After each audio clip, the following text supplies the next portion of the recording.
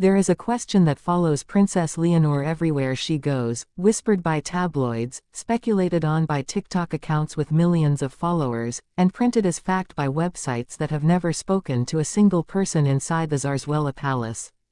Who is she dating? The internet has answered this question a dozen different ways. She has been paired with a Belgian prince she has never been photographed with. She has been paired with a Barcelona footballer who has a well-documented girlfriend of his own. She has been described as having a secret boyfriend since she was 15 years old, complete with invented quotes from anonymous palace insiders who do not appear to exist anywhere outside of the article that quotes them.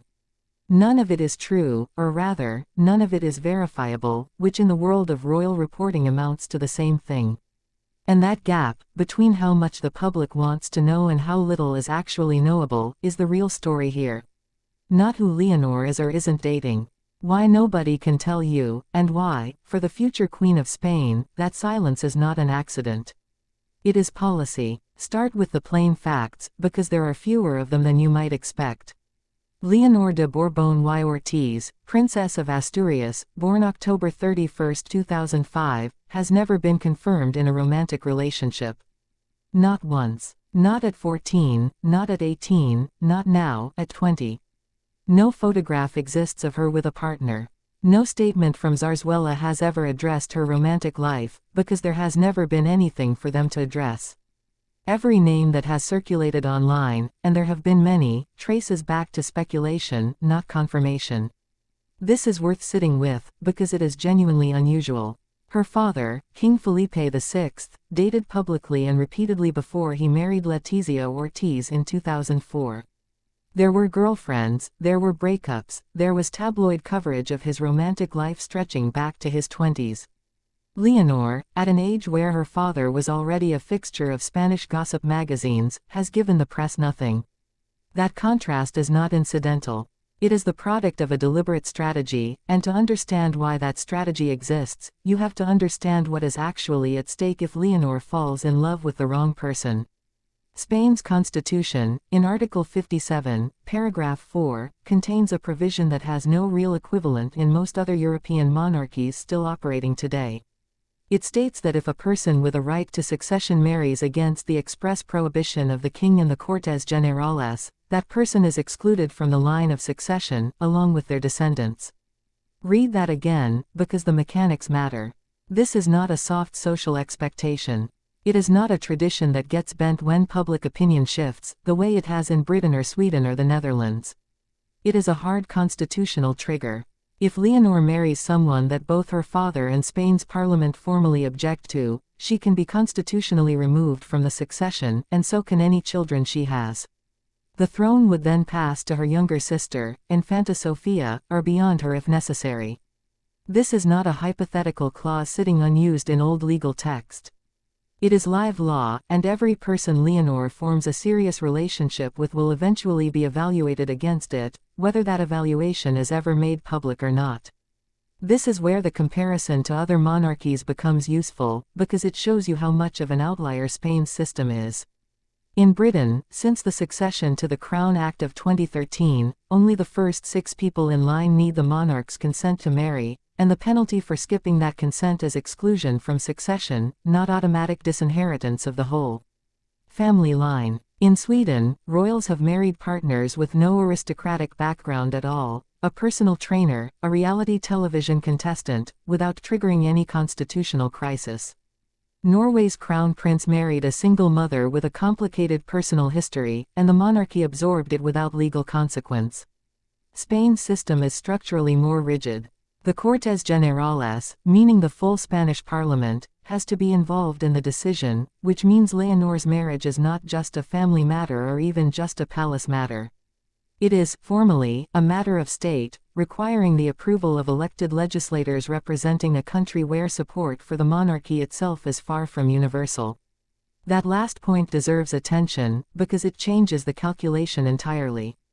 Polling conducted by the University of Murcia's ongoing monarchy research project, led by Professor Antonia Martinez, has shown Spanish public opinion on the monarchy sitting close to an even split between those who support it and those who would prefer a republic, with a significant block of undecided or indifferent respondents in between.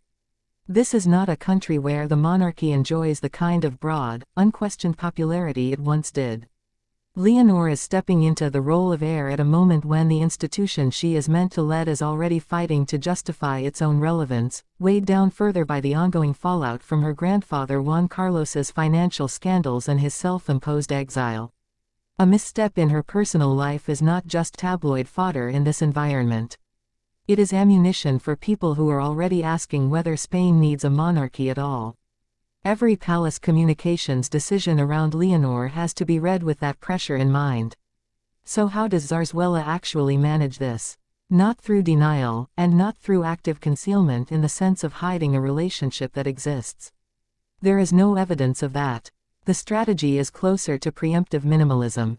The palace simply does not generate material. Leonor's public appearances are tightly structured around official duties, military ceremonies, cultural events, formal state functions, almost never anything resembling casual social life. Compare this to how the British royal family operates, where younger royals are sometimes photographed at nightclubs, weddings of friends, ski holidays, generating a steady stream of soft, humanizing coverage that occasionally includes glimpses of their dating lives. Spain's monarchy has chosen a nearly opposite approach with Leonor. Her 3 years of military training, completed this July across the Army, Navy, and Air Force academies, kept her inside structured institutional environments with limited outside contact, environments that are simply not conducive to the kind of public romance her father once had.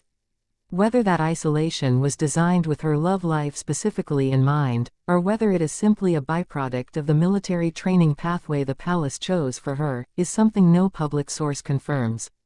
But the effect is the same either way. A young woman whose day-to-day life is genuinely difficult for outside media to access. This is about to change, and it's worth flagging why.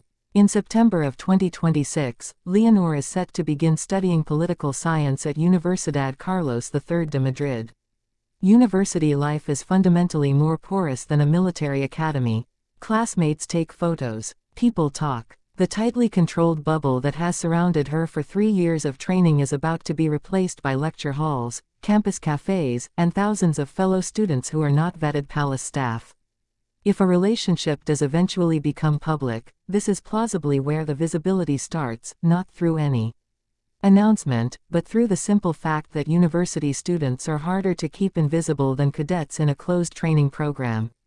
This is speculation about mechanism, not a claim that a relationship currently exists or is imminent. It is simply the most likely point at which the current information vacuum could start to fill in, whenever that happens, if it happens at all. Now, about those rumors, because they deserve to be addressed directly rather than ignored. The most persistent one online links Leonor to Pablo Martín Páez Gavira, known as Gavi, the Barcelona and Spain national team footballer. The origin of this rumor traces back to 2022, after Spain's 7-0 World Cup win over Costa Rica, when King Felipe reportedly requested a signed jersey from Gavi. Somewhere in the retelling, that jersey request became evidence of a royal crush, and from there the story metastasized across social media into increasingly specific claims, including one especially persistent piece of fiction suggesting Gavi rejected a royal advance in favor of his actual, well-documented girlfriend. There is no credible source behind any of this. Gavi's relationship with his girlfriend is a matter of public record. The jersey story, even if true, is not evidence of anything beyond a father asking for a football souvenir. This is worth walking through in detail precisely because it shows you how these stories are built, not from reporting, but from a single ambiguous data point stretched across years of repetition until it starts to sound like established fact. The same pattern shows up with the claims of a Belgian prince, and with the various invented, insider, quotes describing a hidden teenage boyfriend, none of which trace back to any named source, any photograph, or any statement from anyone with actual knowledge of Leonor's life. Why does this matter beyond simply correcting the record? Because it says something real about the position Leonor occupies. She is a 20-year-old woman who has spent her entire adult life, so far, inside institutions, military academies, formal royal duties, constitutional study, with almost no visible personal life to speak of. And into that vacuum, the internet has poured invented boyfriends, invented breakups, invented palace insiders, invented royal love triangles with football players. This is not really a story about Leonor at all. It is a story about what happens when a public figure with genuine institutional significance gives the media nothing to work with, and the media, faced with actual silence, manufactures noise instead. It happened to her father before he met Letizia. It has happened to royal heirs across Europe for generations. Leonor is simply experiencing a modern, algorithm-driven version of it, where the fabrication spreads not through print tabloids but through TikTok accounts optimized for engagement rather than accuracy. What comes next is genuinely uncertain, and any honest account of this topic has to say so plainly. We do not know whether Leonor is currently in a relationship. We do not know when, or whether, any future relationship will become public. What we do know is the framework she is operating inside, a constitutional clause that gives her father and the Spanish parliament direct authority over whether any marriage she makes preserves her place in the succession, a monarchy whose public support is closely divided and cannot easily absorb a controversial or poorly received royal marriage, and a palace communication strategy that has, so far, kept her personal life almost entirely out of view. As she moves from a closed military training environment into open university life this coming September, that strategy will be tested in a way it hasn't been before. Whatever her private life actually looks like, the public version of it will likely stay exactly as it has been until Zarzuela decides otherwise.